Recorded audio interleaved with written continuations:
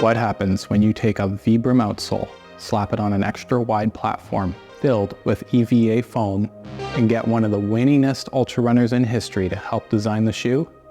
This is the Hoka Speedgoat 5 after 300 miles.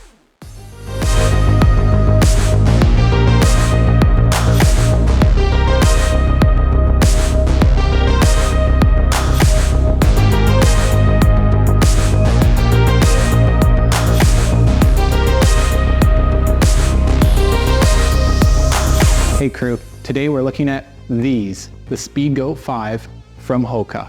Specifically, I'm gonna get into my experiences running with these shoes across a variety of trail conditions here in the Pacific Northwest, as well as offer my opinion if I think you should pick up a pair of these shoes for yourself.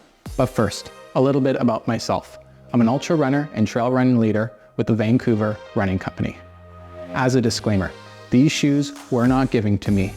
I purchased them with my own money. All opinions are my own, and no one will have a chance to review my footage before it is posted. With that out of the way, let's dig in. Starting with my initial impressions, these shoes are very comfortable. The thicker stack height and dense foam offered a nice amount of cushioning during long runs, while not being too disconnected from the trail surfaces. On the other hand, the Vibram outsole was actually quite slick straight from the factory for the first couple of runs.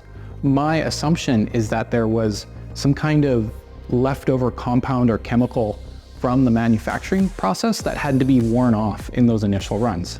After those first couple of runs, however, it was very good. I did find myself catching my toes while wearing these shoes way more often than I typically would. At least the toe box is reinforced. The Speedgoats were very stable on technical terrain with no sensation of ankle rolls. I think this was in part due to its extra wide platform. Moving on to the upper, we have this gusseted tongue with the EVA Sockliner, but did it actually keep trail debris out?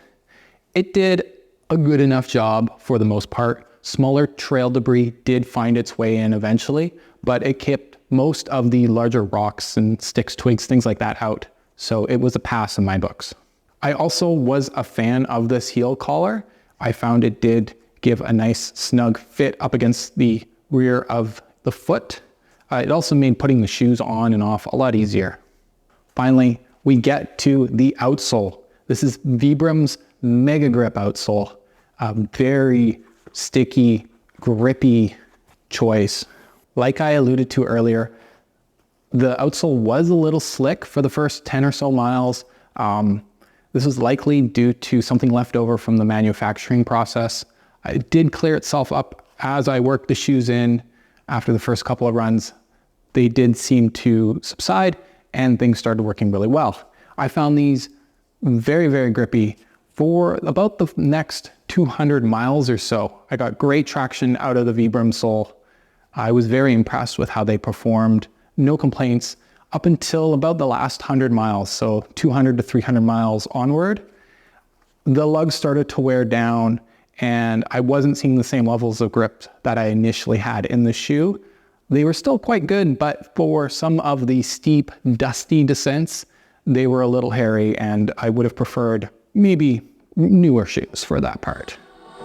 But they did hold up until the end of the 300-mile journey. You can see that some of the ones where I was contacting my feet most often have worn down to maybe about 1 millimeter or so. Onto durability. The outsole of these shoes started delaminating at the rear around 200 miles. This wasn't actively a problem, although it was a little concerning. It didn't impact the performance of the shoe in any way. The shoes met their demise right at 300 miles with a tear in the sidewall. It's not a particularly reinforced section of shoe. You can see it ripped right in front of this band here. Unlike its namesake animal, I don't believe that these shoes are the fastest trail runners on the market. However, they do live up to its namesake in terms of technical ability on rugged terrain. I mentioned earlier, there's something about the design of these shoes that led me to catch my toes much more in these than any other shoe that I've worn before. So much so, a protective toe rand was listed as a feature for these shoes. And it did work quite well the many times I had to use it. Fortunately, I never did bail catastrophically. However, it was quite disconcerting every time I did catch my toes in these shoes and I thought I was gonna bail. Finally, durability. I did experience some degradation in the performance of these shoes during the last third, roughly 100 miles that I was running in them. In conclusion, these make great long run shoes or training shoes. The amount of cushioning allowed me to run longer, further, and more often than had I been running in something that was a little less plush or forgiving. The wide platform of the shoe provided incredible stability on the trails. While not marketed as a stability shoe, I found it was incredibly helpful to have that extra 3/4 or half an inch of shoe width where it mattered, especially as a bigger guy on the trails. Coming in at $155, these shoes offer great value for the level of performance and comfort and longevity that you are getting in the shoe. In fact, I like them so much, I picked up another pair of these shoes and they're going to be my race shoe for the Squamish 50 miler in the next few weeks. Thanks for sticking to the end of the video.